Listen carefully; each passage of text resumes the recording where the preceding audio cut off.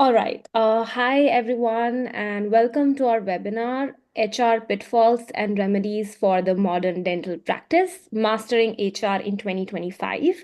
I also do want to shout out that I know that there are some attendees who may belong to healthcare background and not dental. So I just want to point out that this webinar is equally applicable to those folks as well, as much as it's dental. But we'll get started. A quick housekeeping note. This session is being recorded, so you will have access to it later also if you need to revisit anything. Today's session will include a brief webinar followed by a panel discussion, and we'll also leave some time for Q&A at the end if needed. This webinar is brought to you by Confido Health, an AI virtual assistant for dental practices, Built Easy, a dental practice management group, and Remedo, a dental marketing firm. I am Simran, your host today from Confido Health. We support in overcoming staffing challenges within the healthcare and dental industry through our AI-powered multilingual and 24/7 receptionist to support admin efficiency, and we are joined by Nishant from Built Easy and Harsh from Remedo. We're also thrilled to welcome Ray Brunner from HR for Health, the leading HR provider for thousands of dental and healthcare offices nationwide. With deep expertise in compliance, payroll, hiring, and retention, Ray will be sharing key insights on the biggest HR challenges facing dental and healthcare practices today and how to overcome them. Now, why we're here, can we move on to our first slide, Nishant? Thank you. So, a thriving dental practice is not just about great patient care, it's also about building and maintaining a strong team. So, HR plays a very critical role, yet, many practices, especially smaller ones, struggle to prioritize it. From hiring and retention challenges to compliance issues and burnout, dental HR comes with its own unique hurdles. And the numbers speaks for themselves, right? Like 400% increase in employee lawsuits over the past 20 years. $60,000 per year is lost to manual HR tasks, and $160,000 average cost of an employee lawsuit over 24 months. So a recent LinkedIn poll also found, I think we can go back, Nishan. Okay, sorry. Yeah, all good. A recent LinkedIn poll also found that 59% of dental professionals identified recruitment and retention as their biggest challenge. And that's exactly what we're going to address here today. In our last webinar, we discussed how AI powered automation and can help solve staffing issues through virtual receptionists or AI powered marketing and better vendor management. But today we are going to step a bit further, focusing on HR and compliance strategies that can really help dental practices build a stronger and more efficient workforce. Because let's be honest, in dentistry, patient care comes first, but a thriving practice really depends on a strong HR management. So, what we'll cover today, Nishan, we can probably go to the next slide. Thank you. So, today we will discuss the top HR challenges dental practices face today, key industry trends, and proven strategies. We have gathered insights from our experience working with a diverse range of dental practices and DSOs, and HR for Health will be sharing some exclusive data and findings on the latest trends and strategies shaping the future of HR in dentistry. Now, some of these trends are really concerning, as you can see on the screen on the slide. 50% of healthcare providers say that employee management is their biggest pain point, and many doctors are burdened with hiring on top of their clinical commitments, leading to compliance issues and staff inefficiencies and burnout. And of course, the staffing shortage in the industry, of course, continues to be a very, very big challenge. So there's a lot to cover. So let's dive right in. I will pass the mic to Nishant, our practice management expert, to kick things off before we get to the most exciting part, hearing from Ray, our HR expert today, and then also we can discuss some questions. So let's get started. On to you, Nishant. Thank you so much, Simran. That was a great introduction. And again, hello everyone. My name is Nishant from Built Easy Solutions. We are a practice management company helping doctors with productivity, reducing overhead costs and also helping them with revenue cycle management and other things. Very excited to be talking to you guys about HR challenges. We have been seeing that in over all our clients. And again, very happy to have Ray join the panel. He's an expert in HR, so absolutely would love to talk about those things. I'll just highlight some common challenges that we have been facing with that, and not only I won't specifically talk about dental, but also in medical clients we have seen. But talking about dental as well, the biggest one has been staff shortages, where everyone knows that recruiting not only skilled dentists but hygienists and assistants has been a major challenge. Turning into like a high turnover rate where dental offices have often had issues with retention due to workplace stress and obviously better opportunities outside. Now, what you can work on is the workplace stress, because very simple things. A lot of dental offices, when they hire someone, they do not have a proper handbook. Some do not even have a handbook. They do not provide good onboarding documents, or zero onboarding documents, right? Uh, Coming to compensation and benefits, a lot of times an employee is hired telling them, okay, you'll be paid this much amount, but there's a lot of other things. Okay, how am I going to sign up onto the payroll software? What is my PTO policy? Am I getting paid for the vacation days? Am I getting paid for what is my like sick days and all those things? These things do come up when you don't have a good employee handbook or a policy, but we definitely need to look after those things. So in the graph we've just shown the percentages of the issues that we face in our clients. All these can be tackled by HR majorly. Staff shortages and retention remain the most pressing issue, with HR efforts like improved hiring processes and workplace benefits help them reduce the turnover. Compliance with laws, which is vital for avoiding legal risks, is another key focus area for HR. Workplace stress affects performance and well-being, and HR tackles these with better work-life balance initiatives. Giving them proper training and development is essential again for keeping up with the industry advancements, and HR plays a central role in all these things. Finally, HR enhances team coordination, improves both staff efficiency and patient experience.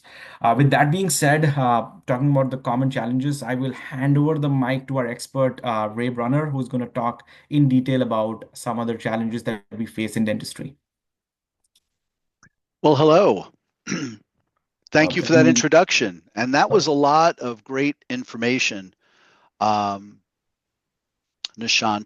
yeah, It's a challenging environment. Can everyone see my screen?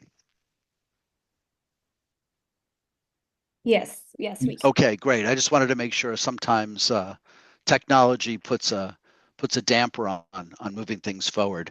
So going back to what's been introduced already, some of the commonalities are really putting your best foot forward when you're talking about an onboarding process and avoiding mistakes, because the mistakes can cause turnover, or it can increase your turnover. Employees are stressed enough, and as we've heard, it's the patient experience that's really important. But we have employees too, and the business owners really have to take a second look at how they're putting their best foot forward. And in conjunction with that, by avoiding updating and using some common current ways of communicating human resource function in the practice, it can lead to other obstacles. It can lead to mistakes. It can lead to increasing your risk for lawsuits and different details like that. So let's take the two titles and combine them, right? So we want to give you the best information, all right, to help you improve what's happening with your practice and reduce turnover, and also help you avoid lawsuits. So let's begin. What is it about HR compliance? Who cares? Why should I pay attention to this? All right. It is the most important part of running a business, right? You have legal requirements. There are best practices that are necessary. You need to understand or have someone help you with the details of federal, state, and municipal law levels, if necessary, depending upon the states that you're in, right? And it's not just about the happy employees, it's a combination of everything. All right. A little bit about me. I've spent some time in dentistry specifically, but also in healthcare. And what we're talking about here is a healthcare approach. One thing that HR for Health does is we do spend time in every vertical in healthcare: dental, optometry, chiropractic, medical, etc.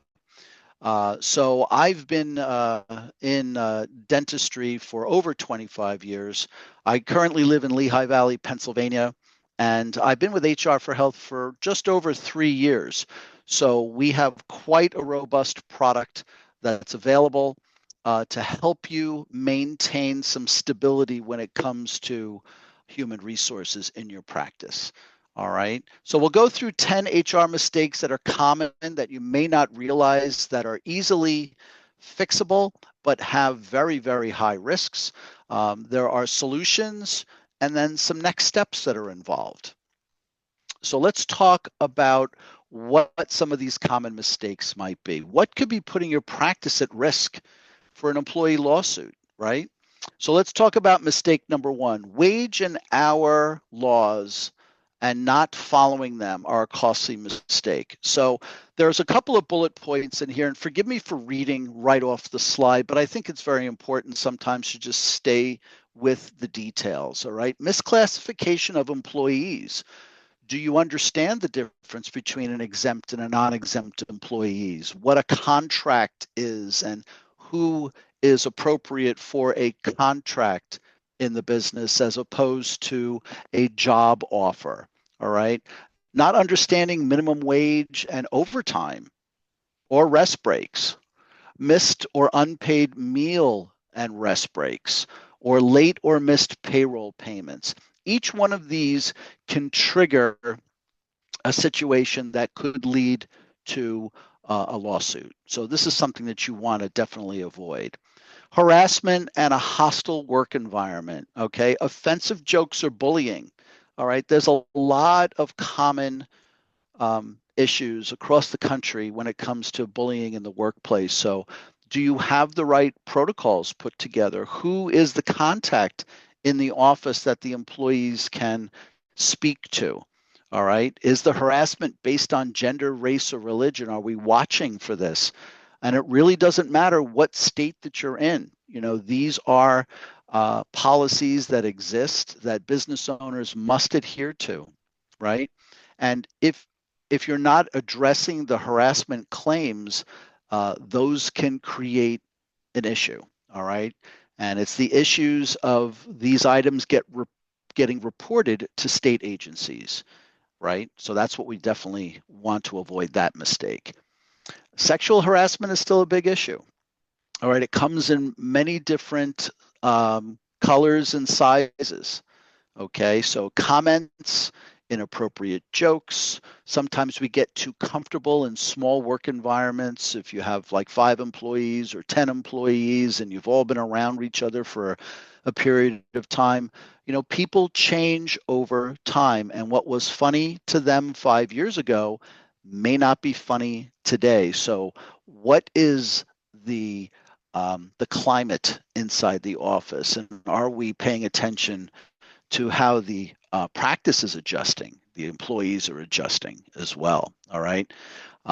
Mandatory harassment training is important. All right. And believe it or not, all of these mistakes that we're talking about here, we should have examples of inside our employee handbook, right?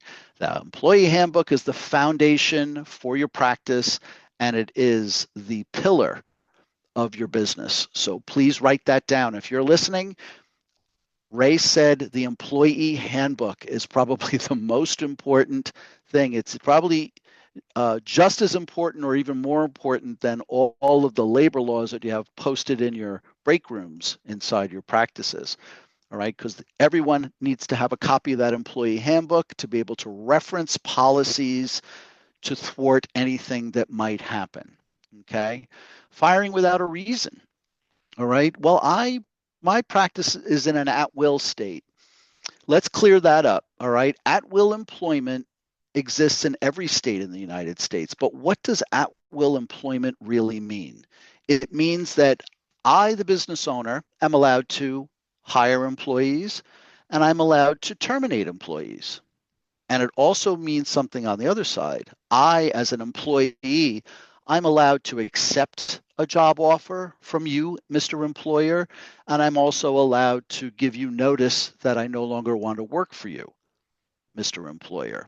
That's really what at-will employment means. So as labor laws or HR laws have changed over time and they have different vocabulary in every state, at will does not mean I have the freedom to just fire anybody at will or when I want to. You have to make sure that you provide clear, documented reasons. I'll repeat that. Clear, documented reasons.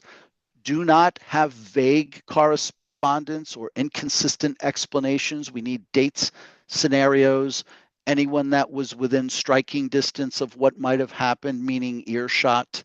All right, ensuring violations are time stamped, right? It's very, very important. So you want to avoid backfilling for previous violations. You want to just keep everything as up to date with times and situations as possible. But the only way to really maintain compliance in this is have electronic documentation. That's the safest. All right, there's a tool being used to help you monitor whatever is happening. Okay, firing for poor performance without documentation. Again, it's another layer of documentation. All right, paper trails are so important, even if they're electronic. All right, if you are having discussions with poor performance, there's usually a period of time that leads to the final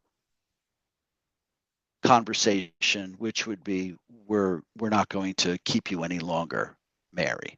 Okay, but how did we get there?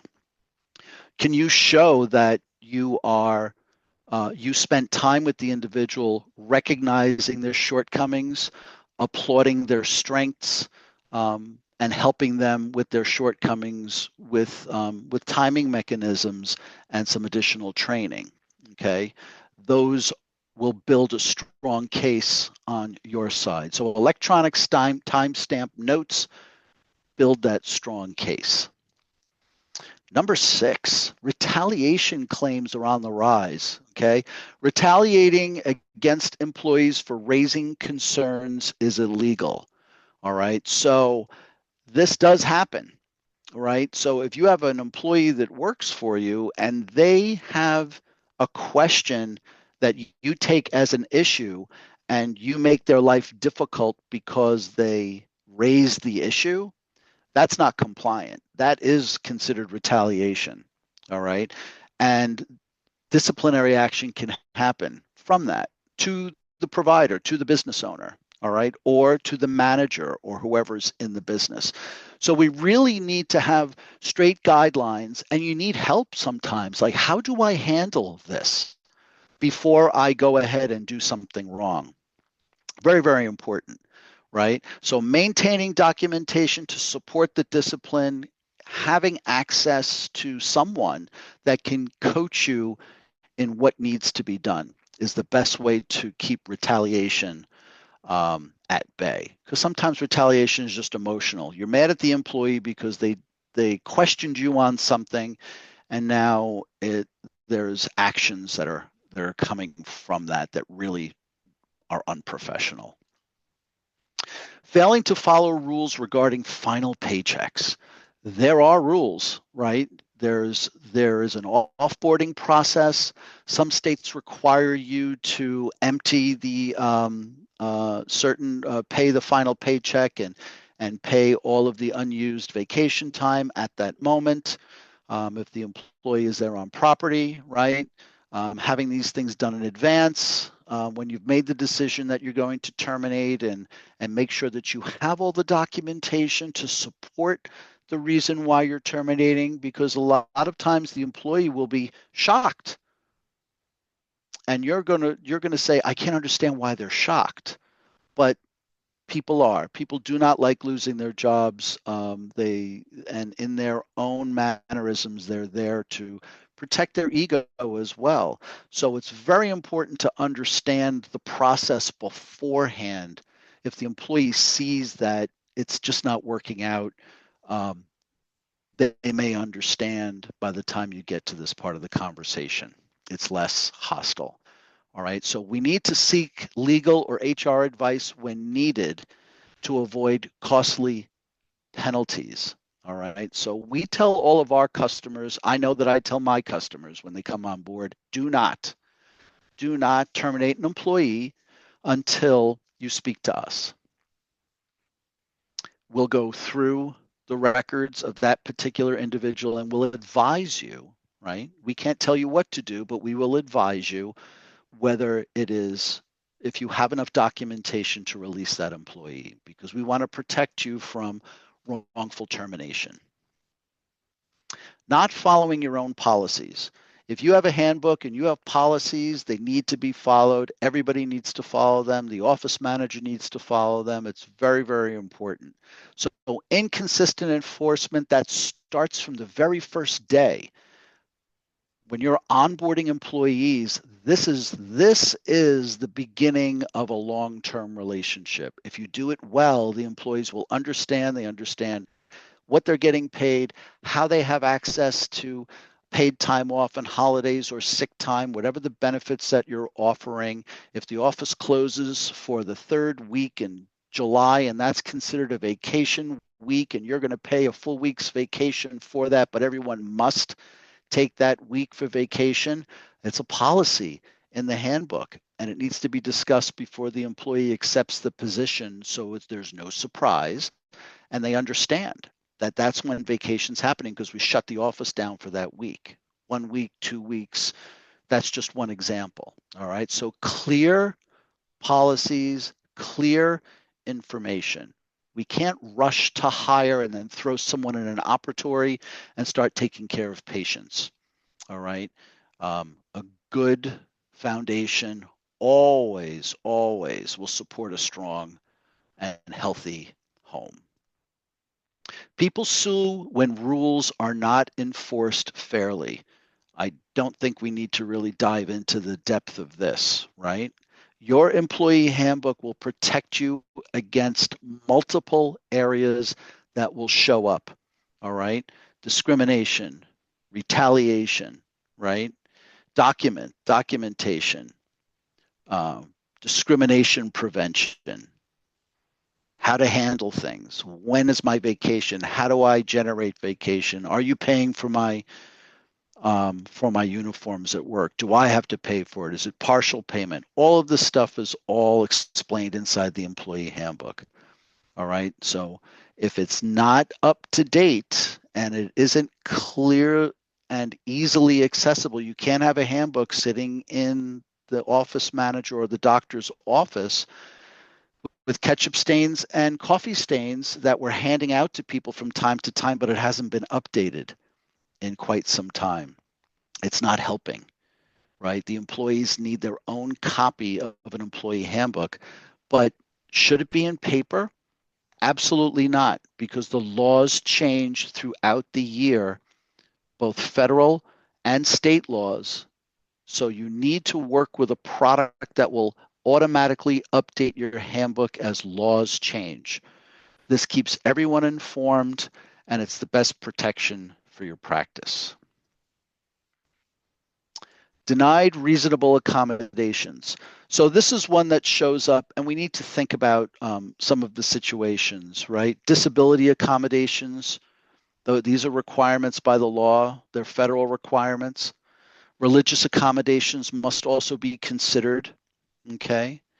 You have to document all accommodation requests and actions, right? You may not know of something that happens until it does happen or someone asks about it, and you need to have someone that you can discuss this accommodation and how you can help with that. And we want you to consult HR or legal experts before denying any type of accommodation. All right, let me look into that. Give me a reasonable amount of time. I'll have an answer for you, hopefully within 72 hours is probably the best answer that you can give to most questions that you cannot answer immediately. Okay. So now what can you do? All right, so take some action steps. I welcome you to take a picture of this if you have your cameras handy. Review your employee handbook and update it. Okay, confirm that you've got the correct amount of employee documents. Every state is different. If there are people on this webinar that are coming in from California, you need 21 documents. In New York, you're north of 18 documents. In the city of New York, you can add a couple more on top of that. Florida, 15 documents. Okay, so those are just some examples of how the quantity varies from state to state. Use a compliant timekeeping system and time clock. One of the most challenging aspects that you can open yourself up for lawsuits through wage and hour claims is someone going in and changing someone's timesheet because they forgot to clock in or clock out. If that employee wants to question it, they can say they haven't been paid correctly, and it could end up being a wage and hour claim going in for investigation, and you're going to now show how you're handling these issues, and it could result in some fines, and the fines are expensive. Use performance appraisals for correction and growth, especially when you hire somebody. The probationary period should have a review. All right. People present a resume. They explain to you what they can do in an interview, what experience they have. When they start to work for you, maybe they have some shortcomings that we didn't discuss during the interview, and they're very important to your practice. So what are the best guidelines? How do I help this employee? Because they've got great chairside manner. They're great with the patients. The morale is good with them in the office. So this is a healthy employee. But because they're not as strong as they told me they were in Dentrix, does that mean I need to look to terminate them? No, put a plan together. Recognize it early. Put some steps in line, help them get some additional training, because the value really is in the personality a lot of times. Okay. So document everything. We talked about that and continue to talk about it. Automate everything to reduce your risk, and schedule a complimentary meeting with me. Because I can help you. I can just go through some questions and see what you're using, and that might be helpful, or just comforting to know that it isn't too late to make the adjustments. And I just like to put this QR code up there. My calendar comes up, but my contact information is below. My phone number is right here, my email address. And that's pretty much what I have for my portion of the webinar. So thank you for listening.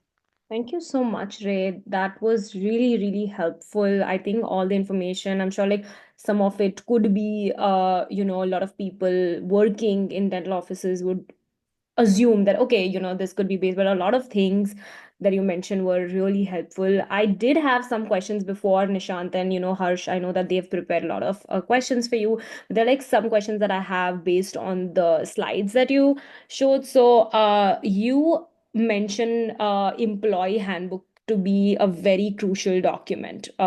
So I think what my question would be that what are the top, like the most critical contents that need to be covered in this employee handbook? What are the most critical? Well, the employee handbook, I like to discuss it in one way. It's basically split in two parts. One part of the employee handbook is all of the legal guidelines that are required through where your practice is operating, federal and state guidelines, right? So those are the legal pieces. The other side of the employee handbook is really what is telling about the practice, right? There's usually a mission statement in there. A lot of the policies that pertain to being on time, what the work week is, vacation, accumulation, etc. I still have my screen up. I'm sorry. Etc. So if you think about the employee handbook, it's difficult to say what the most important parts are, because an employee handbook can be as long as 65 pages, right? It should not be a 3-page document. So if we talk about what it shouldn't look like and what the value inside the handbook represents, it's making sure that you have clear communication for everything on the business side and making sure that the legal information is also available inside the handbook as well. That's super. Did that help? Yeah, no, that was really helpful. And I do have one more question. So you mentioned that there could be fines when it comes to revising timesheets, going back and changing the information there. So fines by whom exactly? Is there like a specific legal entity, or is it by like a client? Like who would make those fines? Yeah, usually the employee that feels like they haven't been paid correctly, right, can raise an issue with timesheets being adjusted, and normally that can get reported to the wage and hour wage and hour. It's a wage and hour claim for the labor department. So the labor department usually will open up that claim and do some investigation, and it sometimes can lead to additional discovery. When you get involved in full discovery, then you're having the business handbook being reviewed, onboarding documents, and the time study for that particular employee. So what can happen is you're opening Pandora's box to other parts of the processes that you're not keeping up to date. So the compliance factor for all of this, if you think about what your responsibilities are as a practitioner for keeping good patient notes, right? Keeping the charts up to date with the proper coding, making sure that the treatment plans are written in there, what the patient accepted or what is still recommended and has not been accepted. That's how you avoid malpractice lawsuits on that side. And it's an interesting comparison. Malpractice is throughout the country. It's about 34% of doctors have have had malpractice lawsuits. HR lawsuits are close to that at 31%. Wow, that's a staggering number. So you should really, the employee needs to be responsible for clocking in and clocking out. That maintains the quality of their paycheck. If they forget and they're writing a note and someone else is getting involved, that's when the risk gets really high. That's very interesting, Ray. Actually, I was not expecting the number to be that big for HR lawsuits.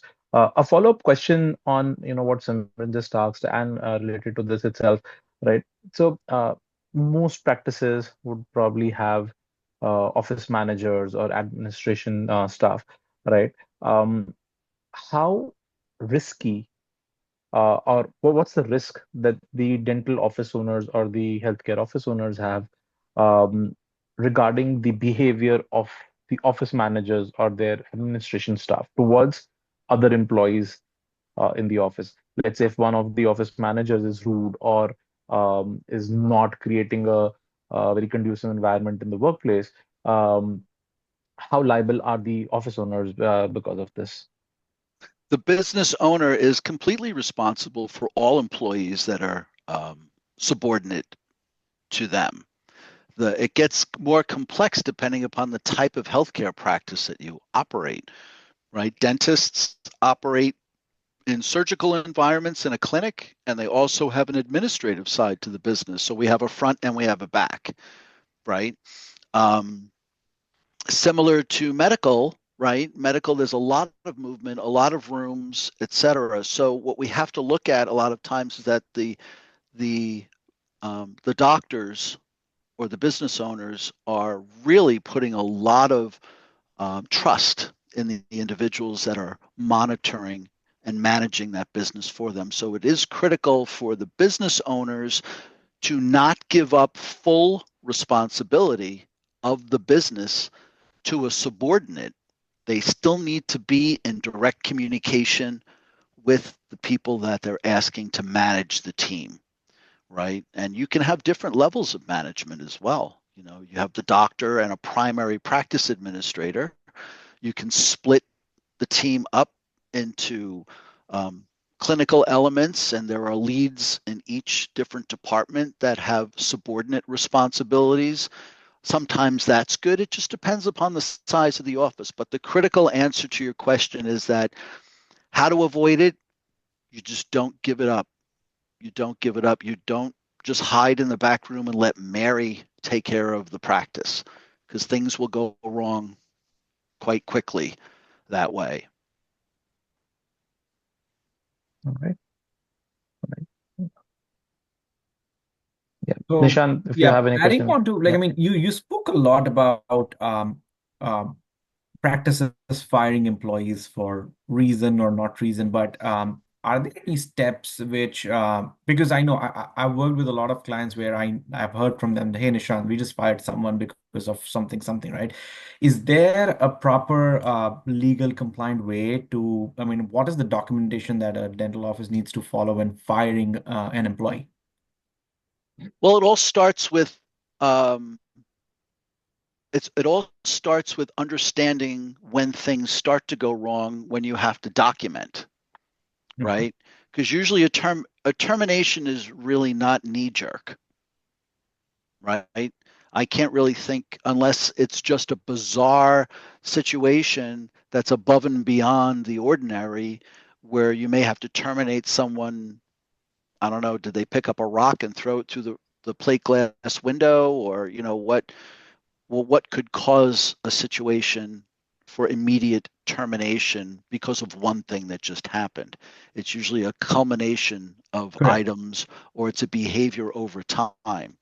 So you have to document and have to have discussions with the employee before you do that termination. And the termination, depending upon where you are in the country, there is offboarding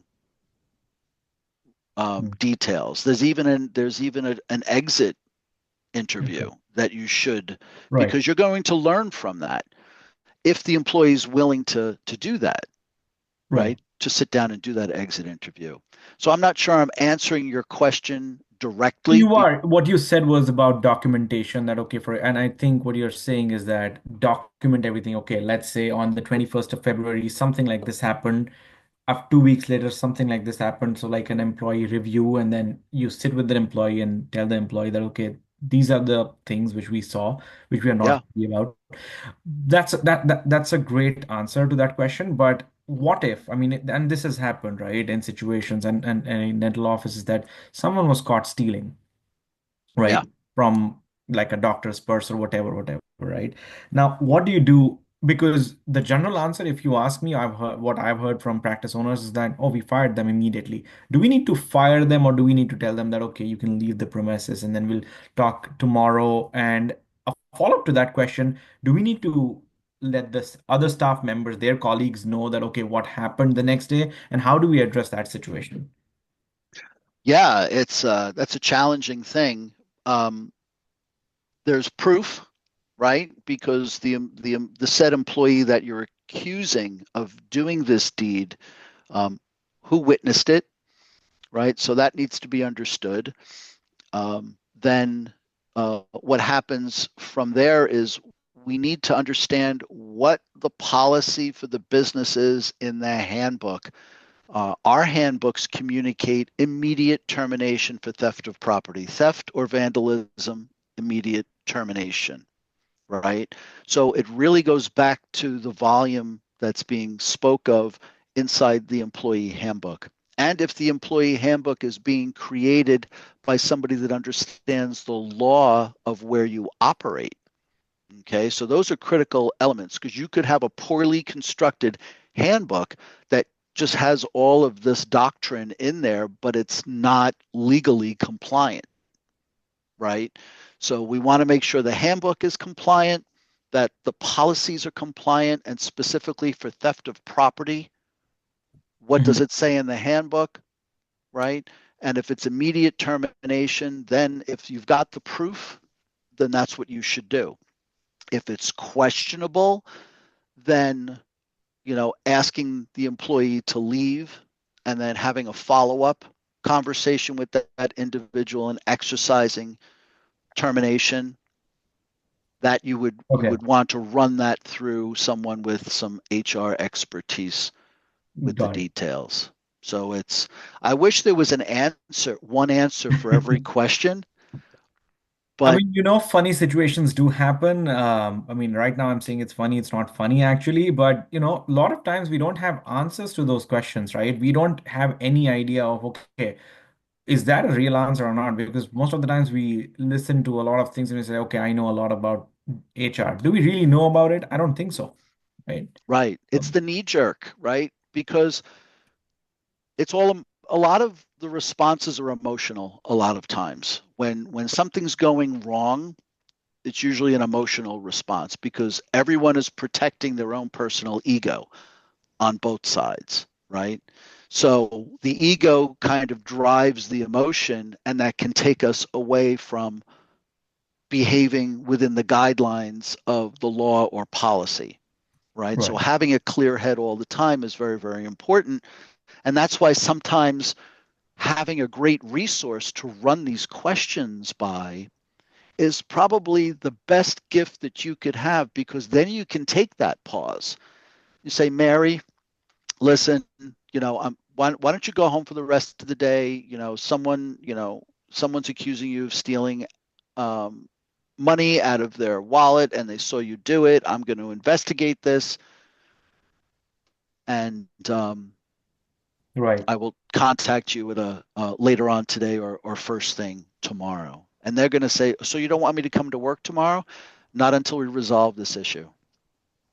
Right. So we have to be careful, though, because could this lead to wrongful termination? Right. So wrongful termination has its own challenges because that can lead to a lawsuit. So wage and hour complaints, for those that are listening, harassment complaints, and wrongful termination, those are the three big, all right? But the biggest is wrongful termination and wage and hour complaints.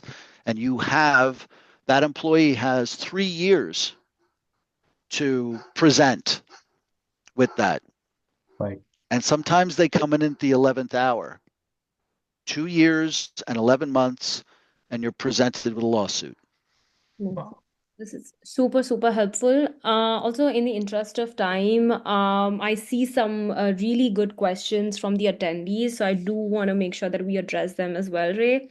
So the first question I see here is, in the process of pointing out an employee's recurring mistakes, the employee finally responded in exasperation that, well, I'm not good with math.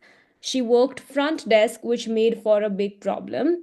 This was not disclosed at time of hiring, so is this grounds for termination?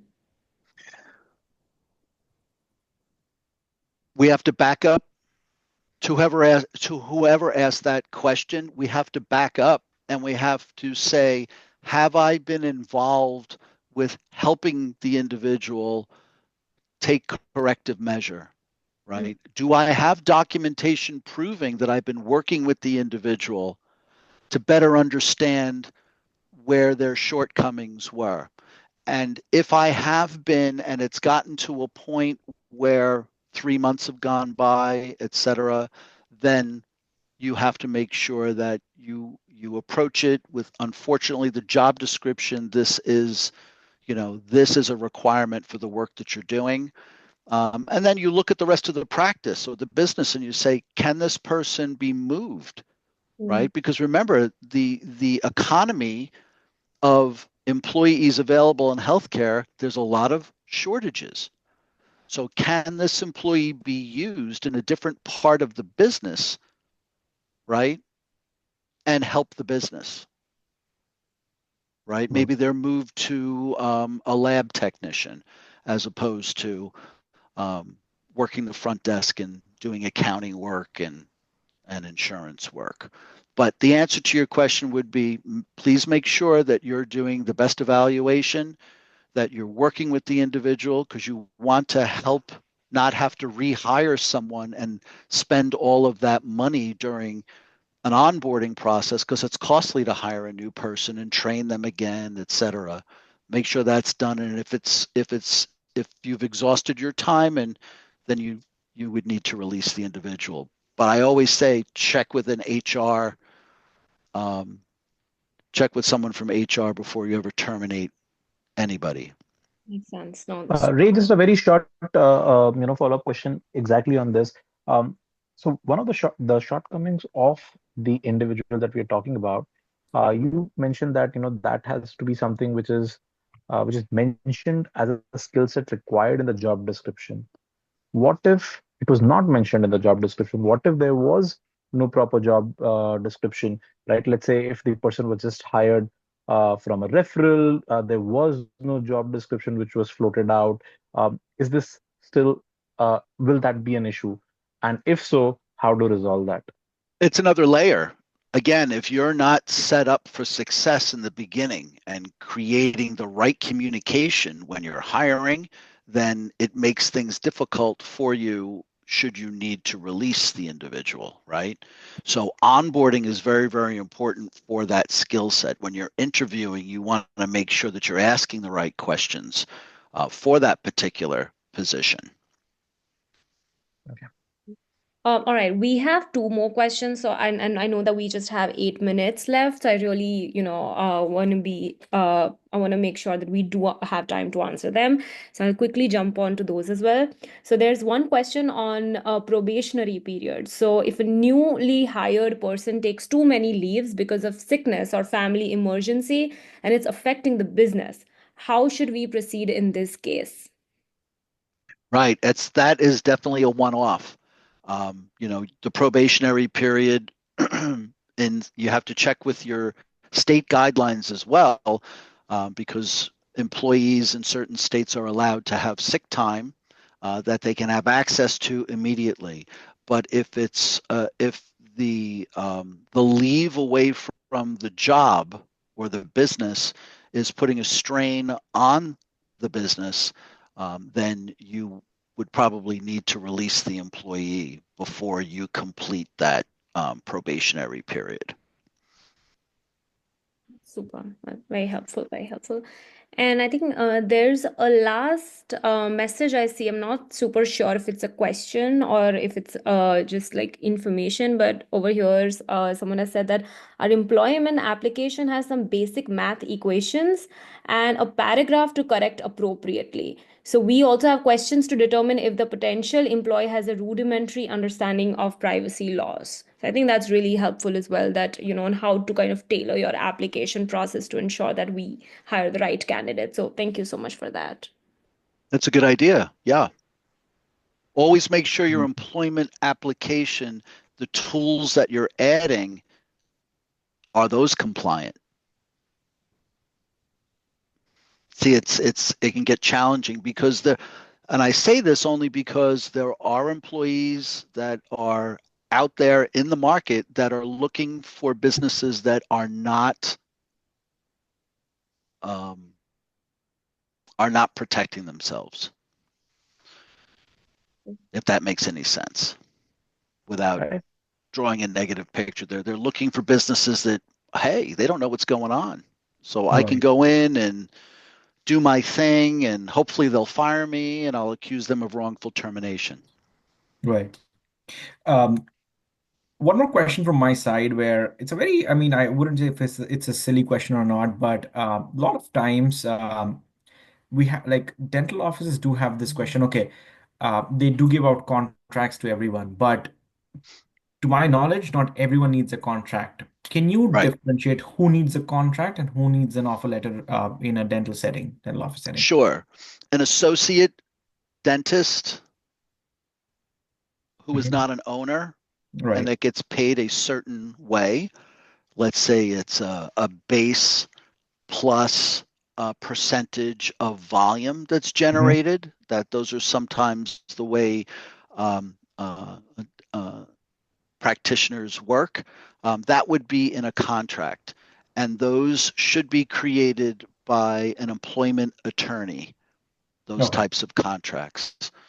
Um, Sometimes a practice administrator or an office manager doesn't necessarily need a contract, but if you're giving them a certain um, bonus or an additional benefit based on maintaining production or collections, because they're really the ones following up with insurance companies Right. and making sure that patients are paying, et cetera. So if that's a bonusable event, then that needs to be included in their employment job offer.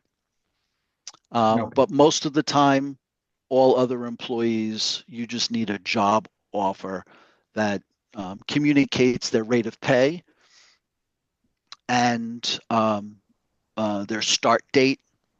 And inside the job offer, there would be an accompanying job description, like what their responsibilities would be for that particular role. Got it. Cool. Super. So All right. just a continued question. So, sorry, is there another question from the attendees, or I can just Yeah, ask? we do There, have. there is one. But I think we definitely there's one question, but I think Ray, we can probably try to accommodate that as well as Harsh's. And of course, people have the option of reaching out to you for further questions. I will be sending out contact information and calendar invites as well. But quickly jumping onto the question I see on the screen. So there's a question on keeping the employees and not releasing. Any tips on retention for a small business in tough labor market? Can you repeat the question again? I'm sorry. Yeah. There's a question on tips regarding retention for a small business in a very tough labor market. Yeah. So if you have a tough labor market, what you need to look at is your competition and what the competition is offering to that same population that they are attracting from, right? So what are you offering? What is the competition offering? So sometimes it's just updating some benefits, maybe offering additional vacation time, not going from offering 3 days vacation a year to a month, right? But um, do you have up to date current benefits that are available? Because a lot of employees are looking for benefits, right? So it's some paid time out of the office so they can run errands, take care of personal time, etc. So that's one area. If another tough labor market solution is how you're marketing your business. Employees will be looking online to see what your business looks like and what do the competitors look like. So if you do not have an up to date appearance online, all right, or through social media, it could be a detriment to creating opportunities for new employees to want to work for you. Because if you're in dental, all right, or even optometry, those are very visual businesses, right? So patients, when they're looking to choose that type of practice, they're looking at the marketing. So are employees. We can help with that. All right. Thanks for saying that, Ray. Just a very quick question on this, right? And then this is kind of relating to what Nishant was asking. What is the best way, or what are the best practices that the practices should follow in order to categorize their um, employees and associates well in terms of independent contractors versus employees? Right. Independent contractors really only fall into the provider area, especially in dentistry, right? So for associates, they would really be the only ones that would fall into the independent contractor category or a 1099. Everyone else is either exempt or not exempt, right? And exempt employees are employees that are managing others. So you can't use an exempt category for a dental assistant or a hygienist. Those are hourly positions because they're repetitive, right? And they're not managing, right? It's a skill set that's done as the bodies change going through. So they're not really managing other people, right? So the non-exempt category is a pretty specific category. It's better because it's better for the business as well, and you're not classifying the individuals incorrectly. Okay. All right. I see that we're a bit above time, so I just want to, in the interest of time, I just want to take some time to really thank you, Ray, for taking the time to actually walk through all these mistakes and, taking the time to answer all these amazing questions. I do want to let the attendees know that I will be sending out an email to all of you. If you have further questions for any of us, you can schedule complimentary time with us. And of course, I will also be sending this recording your way. And after this webinar ends, is going to be a very quick survey for feedback. So we would love to hear from you any other additional topics. This is a series of webinar and podcasts that we're doing. So please stay tuned for additional topics and other exciting panelists as well. But for today, really, really incredible to have you, Ray. And thank you so much, Nishant and Harsh, for asking such insightful questions. And thank you, everyone. Any last words before I end this meeting? Thank you for having me. It was a pleasure. Thank you so much, Ray, for coming in. I mean, it was wonderful. These are topics we don't talk about, which we really need to talk about. Not only the existing offices, but also the startup offices. So wonderful. Especially startups, yeah. Yeah. Thanks for taking the all these questions, Ray. They were your answers were really spot on, and I'm sure all the attendees would really benefit from those. Thanks a lot for that. Yeah, it's important. It's important. But thank you. Thank you. Thank you, everyone. And we hope to see you all again. And stay tuned and have a great evening. Thank you, everyone. All right. Bye.